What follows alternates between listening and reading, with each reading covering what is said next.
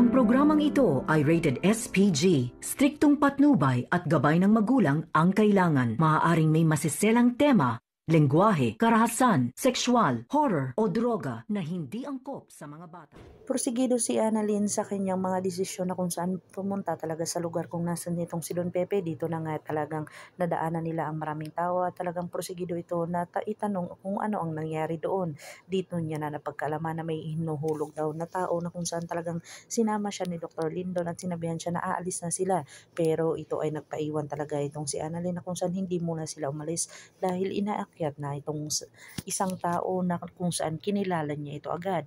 Dito na nakilala ni Annalyn ang kanyang lolo na kung saan ito pala ang hinulog doon sa lugar na talagang napakailalim. Dito na nga talagang si Moira ay takot na takot dahil sa mga narinig niya na si Balahadja daw ay binaril na at patay na kung saan hindi na sumasagot sa kanilang mga tawag, na kung saan dito nga si Dax ay talagang nakatakas na kung saan galit pa na galit itong si Moira dahil nakatakas pa itong si Dax at hindi pa namatay.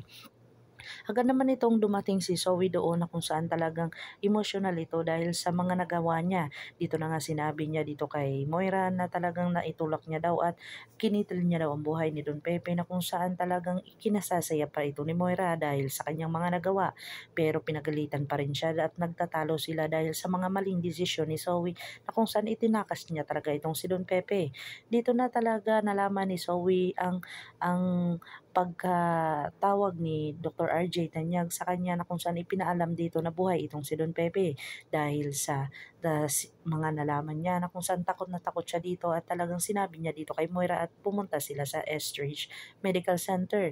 Dito na kaya malaman ni Dr. RJ Tanyag na may sugat itong kanyang anak na si Zoe o talagang mananatiling lihim pa rin ang kanilang mga sikreto kung saan itong si Dr. Carlos Benitez ang siyang mag-oopera dito kay Don Pepe at talagang may kinalaman ito sa kung ano ang nangyari dito.